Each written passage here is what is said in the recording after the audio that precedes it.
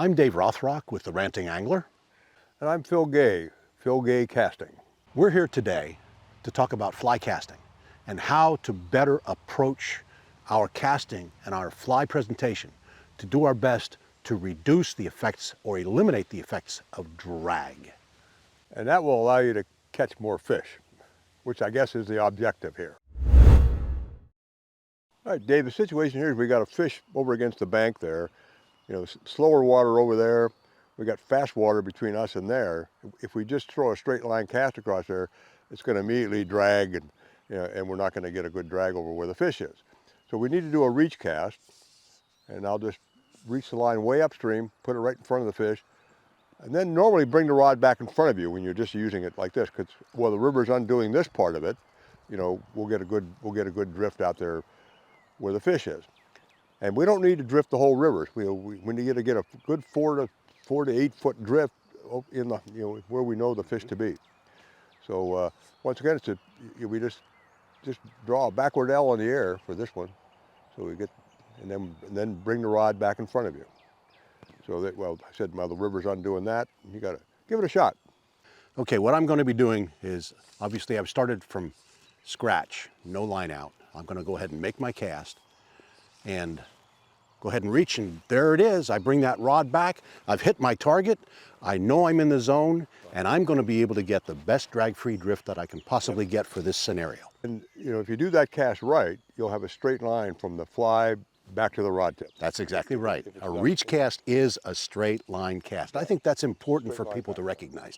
Now the situation is that's one application of the reach cast, but there are multiple applications of the reach cast. For instance, if we're just working a known fish, and it's a relatively benign water, you only want your fly to come down over the fish. So why don't we just do a little reach?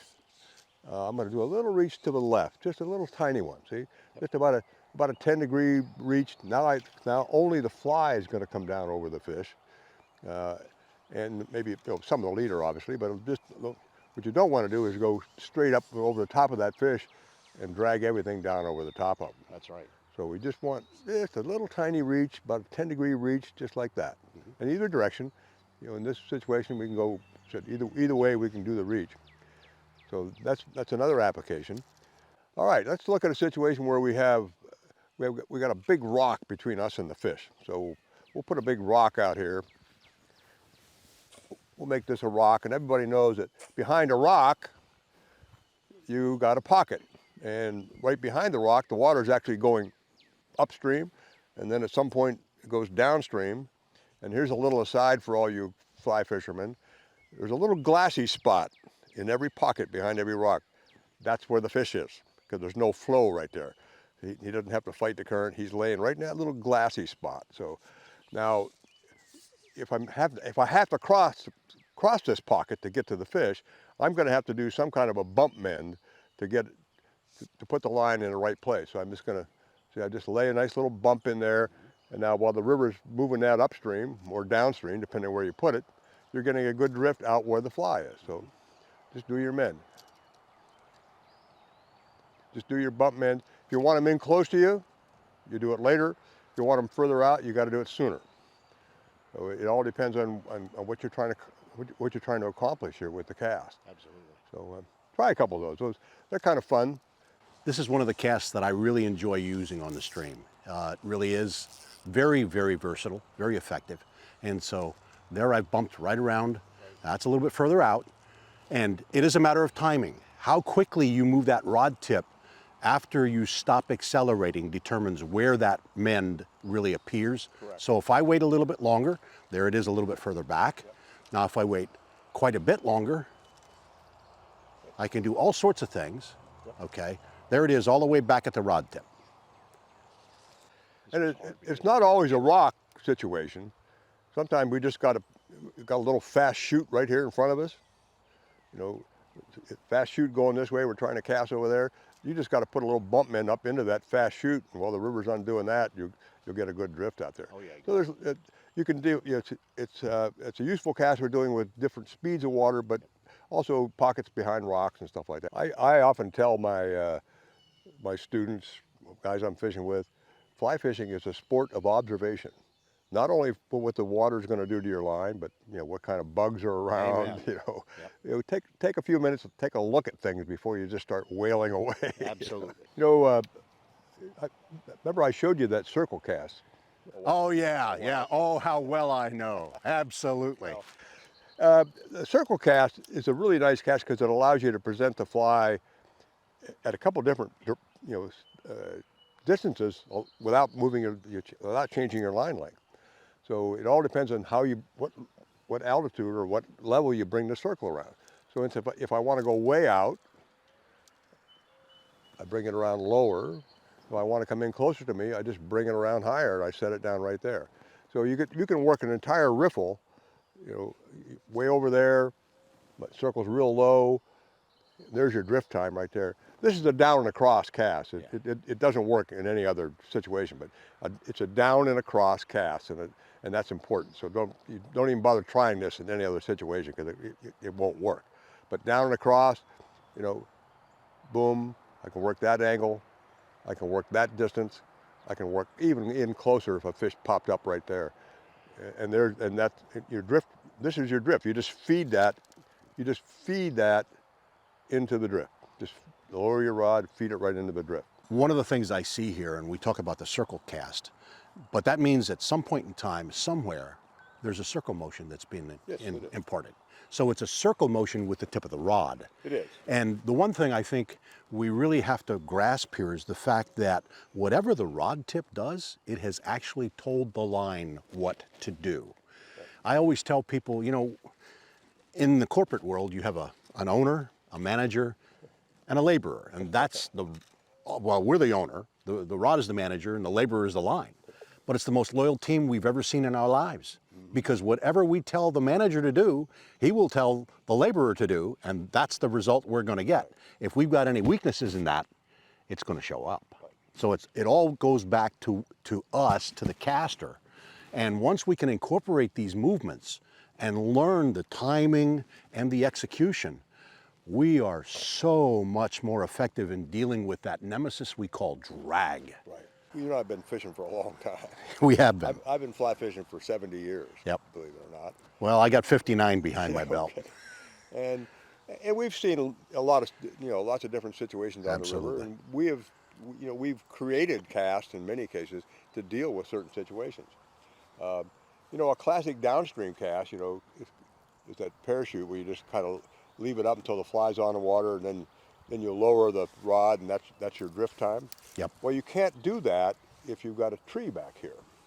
So you got to figure out some way to get some slack and get a downstream cast with no, when you got trees. So right here on the gunpowder, this cast evolved one time. Where I do that, and then do that. That's the little downstream roll ahead cast. And the important thing on that cast is that you end up with a rod back here, so that when you do your kick mend, it goes right down the drift line. You can make the cast with the rod end up here, but when you do your kick mend, the line goes over here, and you probably don't want it over there. So that's another. It's also a very good presentation when you're working at upstream wind, because you can really, you can't do this cast with an upstream wind. Right. It just blows it back in your face. So you do this cast, and the faster you do that, the faster that line goes. It just goes flying out there, and so it'll cut right through the wind. But that's the first part of the cast.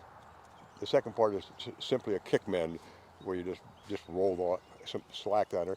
Then you could, if you want to continue the drift, you can do some stacking mends, Sure, or kick mends, or whatever you want to do. Okay. I remember you're introducing me to that cast many years ago. One of my finest moments was me teaching Lefty that cast. Is that right? Yeah, I have a great picture up in my office of I'm on the rod with Lefty teaching him this cast. Lots of spots you can't fish him anyway but That's true. downstream. Yeah. You got a sweeper log. If you try to cast from below, the fastest water is right at the point of the log. It's always going to drag out of there. So you've got to approach those kind of spots from above. Yep. Well, one of the things too, with regard to the cast you just demonstrated, two factors I think really come into play. Number one, there are times when I've waded out and I've got a trout rising right against the bank. So what I have is all these crazy currents, but we've got to remember too that whatever we do, we can't think about so much fishing from our body position, we have to think about where that rod tip is. Right. And that's what's really important, because it's the line coming off the rod tip that allows us to present. And one thing I've done, and I think it's really important too with regard to wind, when you keep that cast really low, not only do you have a really tight loop and a lot of speed, but you got to keep in mind too, the lower we get that cast to the water, the less time the wind has to push it back, because it's going to be dropping. Right. So that's a real benefit as well. Yeah. But the other thing is too, with throwing that slack right directly into that line, if I've got a cast going and I cast sidearm, just as you had demonstrated there, and I go ahead and incorporate that little bit of controlled slack, I get a great drift right down to that fish. You betcha. And then he has to make a decision. Yeah. One thing on downstream casts is that they require patience. Absolutely. Because if the fish doesn't take it the first time, the worst thing you want to do is jerk it up over the top of the fish. Yep. So you've got to let the current help you.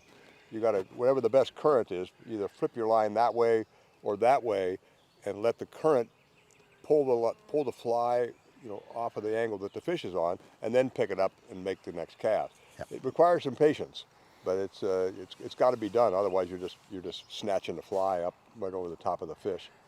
You ever do a drag mend?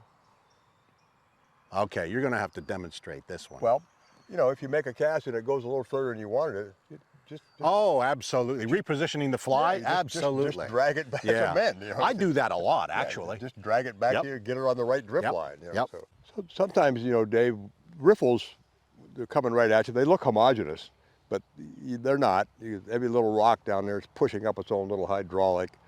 And I've had this experience, and I've had it with clients.